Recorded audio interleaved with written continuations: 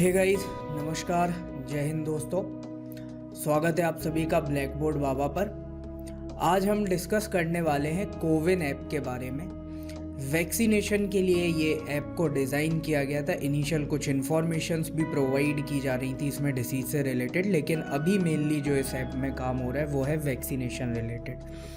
हाल ही में क्या हुआ, इस ऐप पे बहुत सारे ऐसे न्यूज़ेस आ रहे हैं कि इस ऐप को हैक कर लिया गया है हैकर्स के द्वारा। कुछ इन्फॉर्मेशंस ऐसी हैं जो गवर्नमेंट ने पब्लिक प्लेटफॉर्म पर शेयर की, जिनकी वजह से हैकर्स को इस ऐप को हैक करना इजी हो गया है। ठीक है, तो हम इन सारी चीज़ों के बारे में देखेंगे। बहुत सारे भारी भरकम अंग्रेजी के शब्द भी आने वाले हैं इसमें, जैसे ऑटोमेशन हो गया, एपीआई हो गया, आपका रोबोटिक ऑटोमेशन हो गया।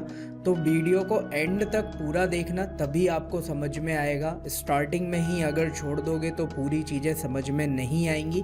तो फिर से बोलूँगा, वीडियो को पूरा देखना आप, तभी जाके सारी चीज़ों को समझ पाओगे। तो जो रिपोर्ट्स आई हैं पहले हम उनकी तरफ देखते हैं। जैसे ये यहाँ पे आपको स्क्रीन पे दिख रहा होगा, एक द हिंदू की रिपोर्ट है कि जो कोडर्स लोग हैं उन लोगों ने कोविड-19 वैक्सीन जो है, यहाँ पे अब इसमें रेस्क्यू वर्ड लिखा हुआ है क्योंकि कुछ लोग यहाँ पे हेल्प भी कर रहे हैं। ठीक है, लेकिन जैसे यहाँ पे आप देख रहे हो कि ये कोविन जो ऐप है, इसको हैकिंग की रिपोर्ट्स आ रही है इंदौर में, जो कि मध्य प्रदेश में लाई करता है वहाँ पे। फिर इसके अलावा कुछ फेक ऐप्स भी जनरेट कर ली गई हैं जिनके थ्रू रजिस्ट्रेशन कराया जा रहा है, और वहाँ पे वो क्या कर रही हैं, आपका पर्सनल डेटा चोरी कर ले रही हैं। ठीक है, तो इसके लिए भी यहाँ पे गवर्नमेंट ने वार्न किया है। जो ऑर्गेनाइजेशंस है वो टाइम टू टाइम यहाँ पे वार्निंग दे रहे हैं कि लोगों को सतर्क रहना है। और यहाँ पे अगर हम बात करें तो जैसे आप ये न्यूज़ देख पा रहे होंगे कि जो कोडर्स हैं उन लोगों ने वैक्सीन वेबसाइट जो है उसको लगभग हैक कर लिया है कि अपने मनमाने तरीके से वो लोग यहाँ पे स्लॉट्स की बुकिंग कर पा रहे हैं। तो ये चीज़ पहले तो हम ये देखेंगे कि ये न्यूज़ में कैसे आई। तो ये 3 मई का एक यहाँ पे आप देख सकते एक ट्वीट था। बिकॉज ऑफ यहाँ पे कॉपीराइट इशू और सिक्योरिटी कंसर्न्स मुझे नाम हटाना पड़ा। तो यहाँ पे एक ये टेक पर्सन है, बेंगलोर की एक टेक इंडस्ट्री में काम करते, उन्होंने ये ट्वीट किया। यहाँ पे उन्होंने बताया कि बेंगलोर में जो लोग हैं वो यहाँ पे जो रजिस्ट्रेशन कर रहे हैं उसमें जो कोविन का पब्लिक एपीआई है उसको यूज़ करके पाइथन, जो कि आपकी एक लैंग्वेज होती है, जैसे आपने C++ सुना होगा, आपने जावा सुना होगा, तो ऐसे पाइथन आपकी एक लैंग्वेज होती है, तो उसका यूज़ करके क्या कर रहे हैं, यहाँ पे लोग वैक्सीन की बुकिंग कर ले रहे हैं। ठीक है, तो यहाँ पे इन्होंने बोला कि अब जो वैक्सीनेशन प्रोग्राम है ये ऑफिशियली एक हैकेथन हो चुका है, इसको हैक कर लिया गया है। उसके बाद से ही ये सारी चीज़ें चर्चा में आना शुरू हुई कि क्या कोविन को हैक कर लिया गया है या नहीं। तो अगर हम पहले थोड़ा सा बात करें इंडिया की वैक्सीनेशन प्रोग्राम की, तो भारत का जो वैक्सीनेशन प्रोग्राम है ये वर्ल्ड का लार्जेस्ट प्रोग्राम है। ठीक है, वर्ल्ड्स लार्जेस्ट प्रोग्राम है। अब ये वर्ल्ड्स लार्जेस्ट प्रोग्राम हम इसको क्यों बोल रहे हैं, क्योंकि भाई हमारे यहाँ पे 125 करोड़ की पॉपुलेशन है। ठीक है, 125 करोड़ पॉपुलेशन को अगर यहाँ पे हम वैक्सीन लगा रहे हैं तो ये वर्ल्ड लार्जेस्ट प्रोग्राम होगा। ठीक है, तो इस प्रोग्राम को जैन के मंथ में स्टार्ट किया गया। इनिशियली 45 ईयर के अबव जो लोग हैं उनके लिए इसको स्टार्ट किया गया था। देन 1 मई से इस प्रोग्राम को खोला गया किन के लिए, जो 18 से 44 साल तक के लोग हैं उनके लिए यहाँ पे इनको खोला गया।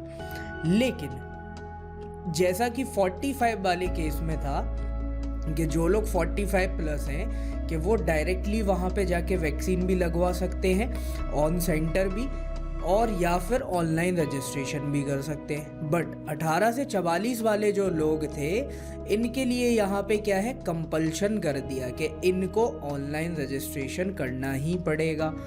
और जो वेबसाइट है या मोबाइल ऐप है वो 28 अप्रैल से रजिस्ट्रेशन स्टार्ट करेगी। अब यहाँ पे अगर हम बात करें तो 18 से 44 की कैटेगरी में इंडिया में 600 मिलियन लोग आते हैं लगभग। यहाँ पे अगर हम बात करें तो 60 करोड़ की पॉपुलेशन है जो इस क्राइटेरिया में लाए कर रही है। उन सब ने यहाँ पे तुरंत जाके रजिस्ट्रेशन कराना स्टार्ट किया। तो सबसे पहले तो क्या हुआ, यहाँ पे वेबसाइट क्रैश कर गई पहले ही दिन। ठीक है, तो सबसे पहले तो ये वेबसाइट क्रैश की, फिर उसके बाद वैक्सीन की शॉर्टेजेस हो गई।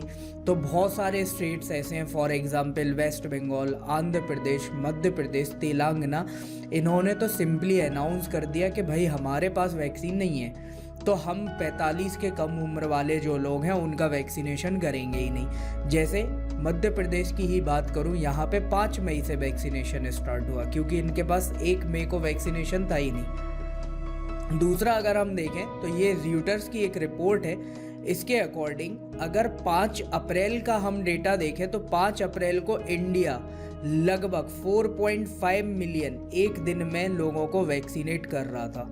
ठीक है, जबकि 23 अप्रैल आते आते यही फिगर 2.5 मिलियन पर आ गया।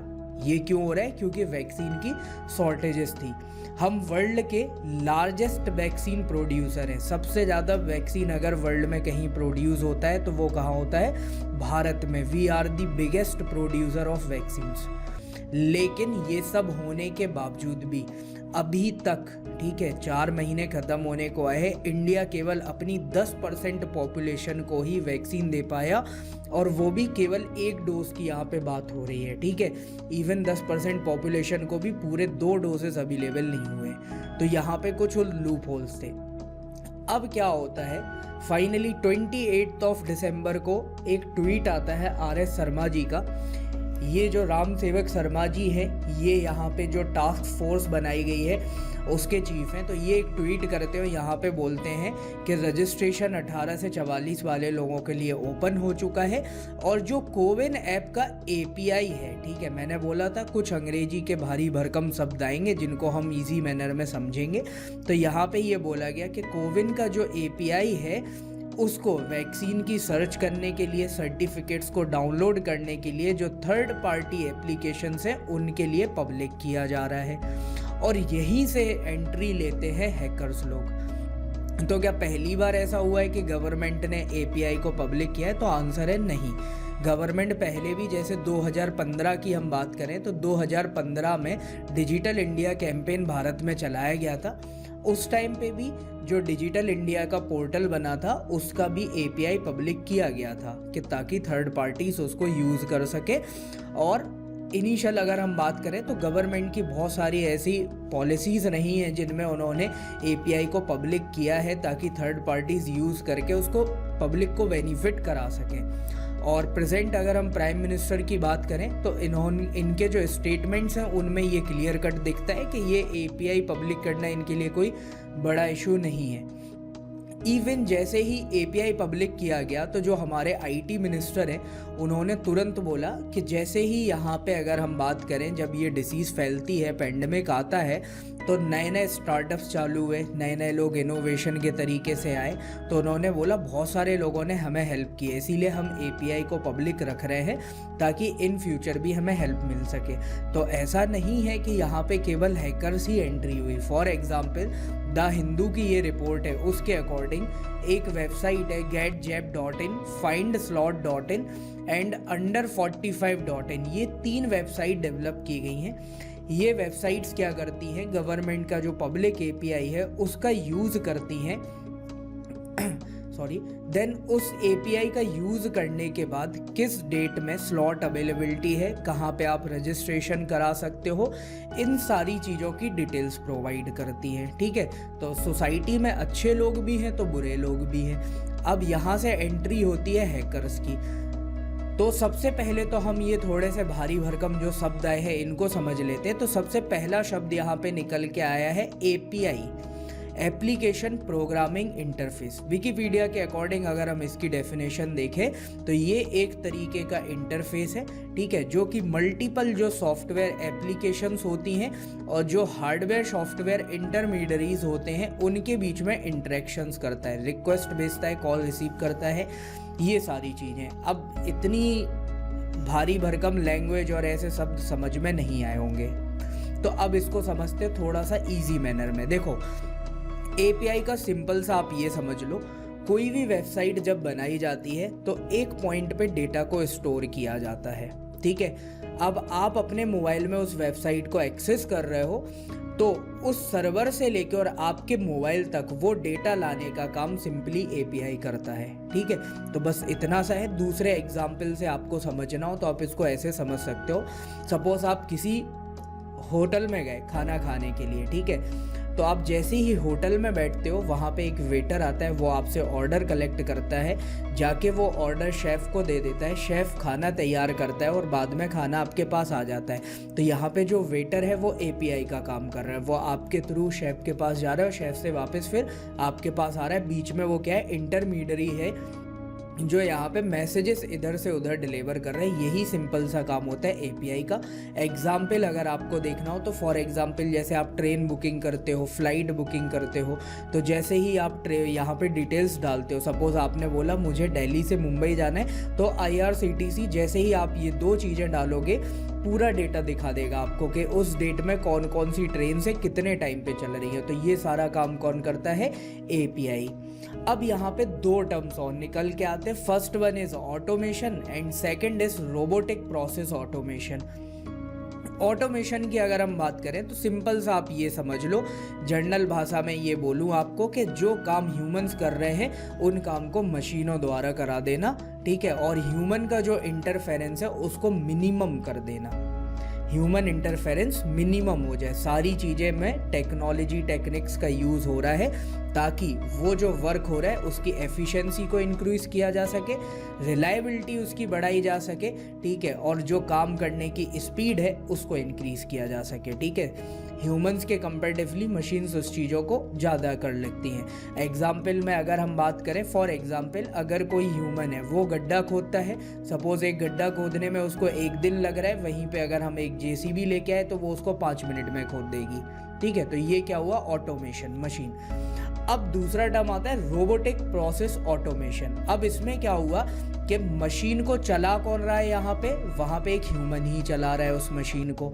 ठीक है, जैसे जेसीबी है तो जेसीबी को खोदने के लिए वहाँ पे एक ड्राइवर को तो बिठाना पड़ता है, तो ऑटोमेशन तो हो गया, लेकिन अभी भी उसको चलाने के लिए एक ह्यूमन की ज़रूरत पड़ रही है। अब वहाँ पे उस मशीन को चलाने के लिए भी अगर आपने एआई का या रोबोटिक्स का यूज़ करके वहाँ पे एक रोबोट को बिठा दिया कि जो, और उसको इंस्ट्रक्शंस दे दिए कि भाई इस तरीके से ये मशीन चलती है, और वो रोबोट बैठ के वहाँ पे गड्ढा खोद दे, तो अब यहाँ पे क्या है, ह्यूमन इंटरफेरेंस पूरे तरीके से ख़त्म हो गया, ऑटोमेशन भी आ गया, और ये कौन कर रहा है, रोबोट ये काम कर रहा है। तो इसको बोला जाता है रोबोटिक ऑटोमेशन।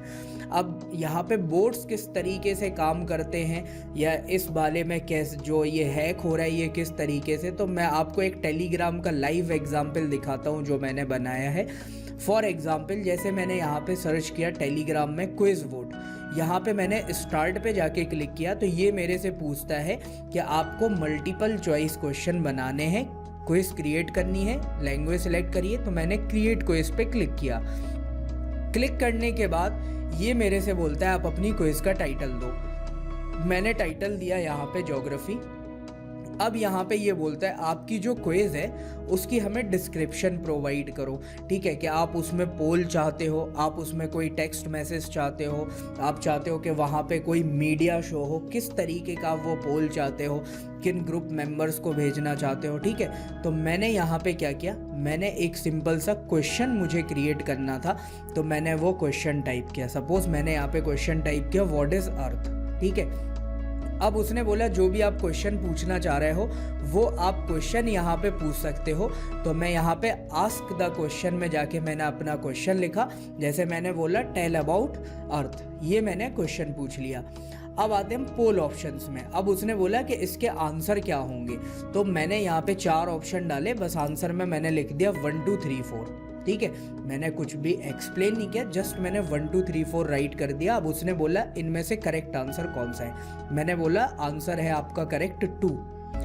अब वो बोलता है कि ये क्वेश्चन हमने बना दिया है। ठीक है, अब इस क्वेश्चन का आगे की प्रोसेस अगर हम बताएं तो यहाँ पे ये बोलता है इस क्वेश्चन को आप फिनिश करना चाहते हो, मैंने कहा ठीक है। कितने सेकंड आप देना चाहते हो बच्चों को, मैंने बोला 15 सेकंड।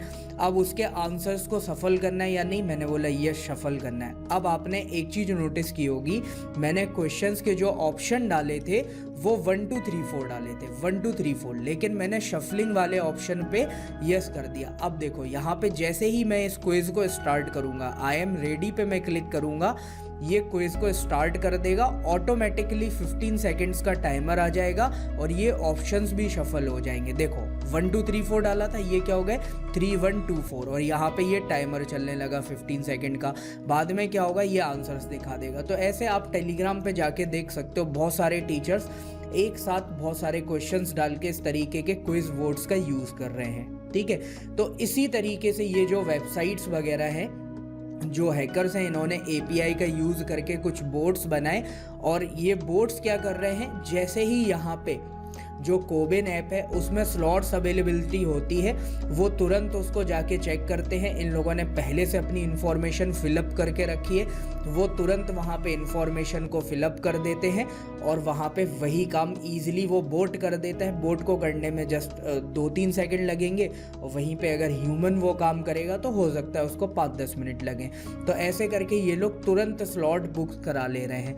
अब इसमें लॉस क्या है अगर आप सोचो तो देखो, यहाँ पे इक्विटी वाली बात खत्म हो जाती है कि वैक्सीन मिलना सबका बराबर अधिकार है, लेकिन यहाँ पे जिसको टेक्नोलॉजी की अच्छी खासी नॉलेज है वो ईजिली यहाँ पे स्लॉट बुक कर पा रहा है, जबकि जिसको नॉलेज नहीं है तो उसको यहाँ पे प्रॉब्लम फेस करनी पड़ रही है। तो फर्स्ट इशू तो ये है। सेकंड, अभी ये केवल बड़े शहरों में है। मान लो अगर ये गांव लेवल पे आ गया, छोटे शहरों में आ गया, तो देखो लोगों में अवेयरनेस की कमी वैसे ही होने लगती है। तो यहाँ पे ये लोग क्या करेंगे, जैसे फॉर एग्जांपल मैं आपको बताता हूँ, IRCTC की अगर हम बात करें तो IRCTC ने स्टार्टिंग में ये API अपना पब्लिक कर दिया था कि कोई भी यहाँ पे आके टिकट्स की बुकिंग करा सकता है। तो एजेंट्स लोग ये पहले से बुक कर लेते थे और फिर उन टिकट्स को एक्स्ट्रा प्राइजेस में बेचा करते थे। तो सेम प्रोसेस यहाँ पे भी हो सकती है, ठीक है, कि कोई भी पर्सन किसी का भी यहाँ पे बोल देगा कि आपको स्लॉट नहीं मिल रहा है, मैं आपको स्लॉट करके दूंगा, आप मुझे 1000 रुपये दो, जबकि आपको पता है कि ये वैक्सीनेशन फ्री हो रहा है, तो वो उसके बदले पैसे चार्ज कर सकता है, तो कमर्शियली इसको एक्सप्लॉइट कर सकता है। तो इस वजह से यहाँ पे प्रॉब्लम्स रेज हो रही हैं कि इन फ्यूचर ये प्रॉब्लम हो सकती है। दूसरा, अगर हम कुछ अदर थ्रेड्स की बात करें, जैसे एक ऑर्गेनाइजेशन है Indian computer emergency response team, CERT-IN, ठीक है। तो इसने अभी वार्न किया है जो इंडियन पब्लिक है उसको, कि जो कोविन वैक्सीन रजिस्ट्रेशन ऐप है इसकी कुछ फेक ऐप्स भी बनाई जा रही है। फॉर एग्जाम्पल एक है COVID-19.apk। देखो अब यहाँ पे .apk क्या है, ये जिन एग्जाम्स में कंप्यूटर पूछा जाता है उनके लिए बहुत हेल्पफुल रहेगा। जैसे जब भी आप कंप्यूटर में कोई सॉफ्टवेयर इंस्टॉल करते हो तो इसको एक्सटेंशन फाइल बोला जाता है। तो हर फाइल, जैसे जब आप पिक्चर सेव करते हो तो वो होती है .jpg, जैसे ही इसके पीछे .jpg लग जाता है तो मतलब ये पिक्चर है, ठीक है। जो इंस्ट्रक्शंस मिलते हैं कंप्यूटर या मोबाइल को कि उसको, अच्छा मुझे इसको पिक्चर डॉक्यूमेंट में खोलना है, ठीक है। जैसे अगर आपने .mp4 लगा दिया तो वो वीडियो फॉर्मेट हो जाएगा, .mp3 लगा दिया आपने तो म्यूज़िक फॉर्मेट हो जाएगा, .exe लगा दिया तो जो कंप्यूटर्स में हम सॉफ्टवेयर इंस्टॉल करते हैं वो सेटअप फाइल हो जाएगी, एप्लीकेशन। तो ऐसे ही एंड्रॉयड की जो एप्लीकेशंस फाइल होती हैं उसमें .apk लगाया जाता है।